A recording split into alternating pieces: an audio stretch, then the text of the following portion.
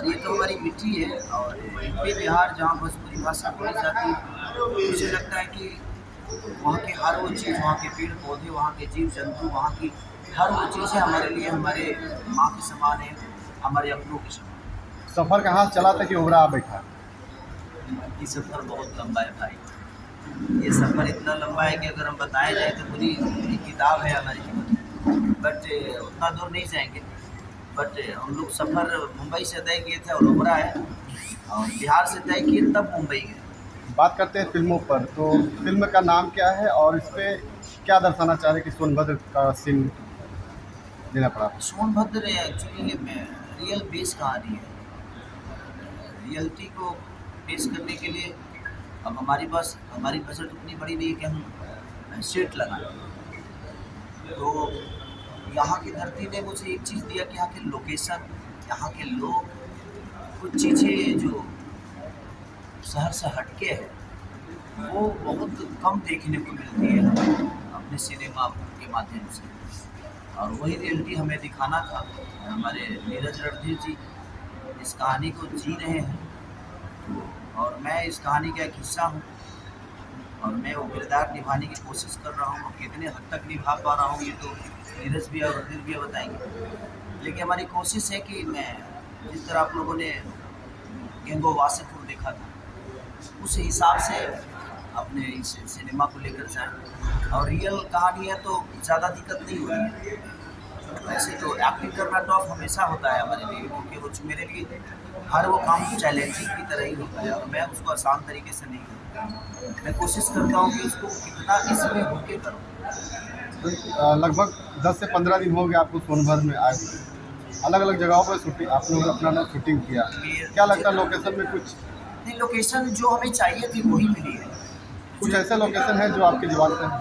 Typical गांव जो है वो हमें जो चाहिए थी, जो आज से 70 साल पहले, 80 साल पहले जो हमारे गांव हुआ करते थे, जो मिट्टी के घर, वो वहाँ के रहने का 80 साल पहले रहने का लोगों का तरीका क्या था, वही सारी कैरेक्टर सारे लोग प्ले कर रहे हैं। और वैसा ही कपड़ा, वैसा ही रहना, वैसा ही बोलना, वैसा ही हर वो चीज़ जो 80 साल पहले।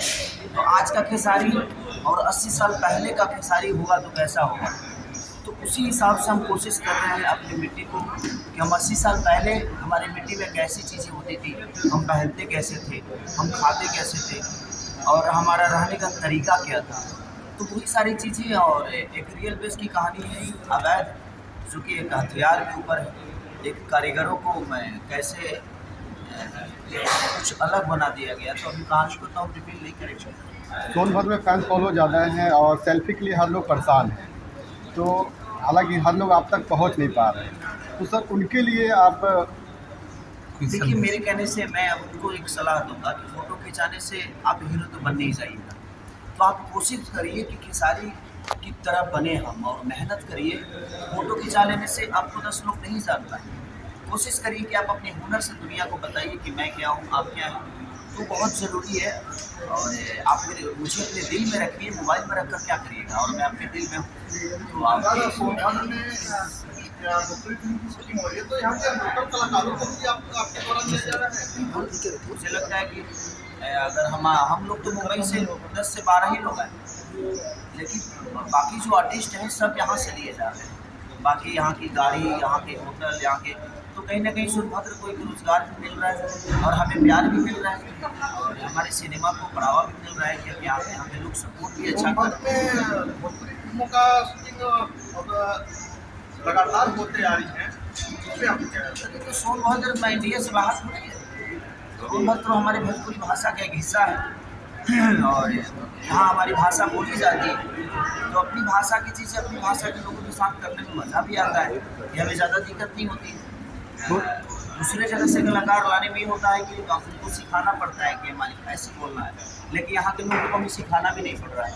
सब लोग भोजपुरी को जानते हैं, भोजपुरी बोलते हैं, तो भोजपुरी के लिए कोई ज़्यादा खास दिक्कत नहीं। सोनभद्र वासियों के लिए आपका कोई संदेश? बस यही कहूँगा कि ऐसा ही प्यार और आशीर्वाद बनाए रखें, ताकि हम लोग हमेशा हर महीने मैं या कोई भी कलाकार आकर आपके बीच में आपका प्यार और आपका स्नेह लेकर यहाँ से जाए, तो बस सोनभद्र को याद करें। भैया, भोजपुरी में डायरेक्टर जोड़ी नीरज रणधीर जी राजघराना फिल्म से बैनर लेके आते हैं, क्या कहना चाहिए? जोड़ी कितना धमाल मचाने वाली है?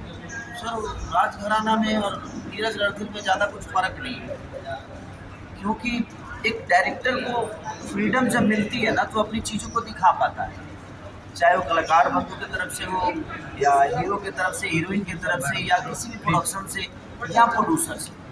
तो मुझे कभी आज तक ये महसूस नहीं हुआ कि हमारे प्रोड्यूसर साहब से कभी बोलना पड़े कि सर मुझे ये चाहिए। उनको जो चाहिए होता है वो खुद ही बोलते हैं कि भाई ये लेके आ जा, और वो चीज़ें आ जाती है। तो एक डायरेक्टर एक प्रोड्यूसर का कम्बिनेशन मुझे लगता है कि बहुत कम ऐसे देखने को मिलता है। डायरेक्टर गिड़गिड़ाते रहता है फिर भी चीज़ें नहीं मिलती, बट ये सर का गुडविल है कि ये कुछ भी आपको चाहिए तो भाई आपको मुझसे नहीं पूछना है, आप ऑर्डर करिए, आपकी चीज़ें आपके पास आ जाएगी। सर प्रोड्यूसर की ज़रूरत है। हाँ, प्रोड्यूसर से पूछना होगा कि शेड्यूल इसमें 2 सेक्शन हो रहा है, पार्ट 1 और पार्ट 2, डिज़ाइन कैसे हो रही है? पार्ट 1 और पार्ट 2 का दोनों डायरेक्शन एक साथ चल रहा है या अलग अलग होने वाला है?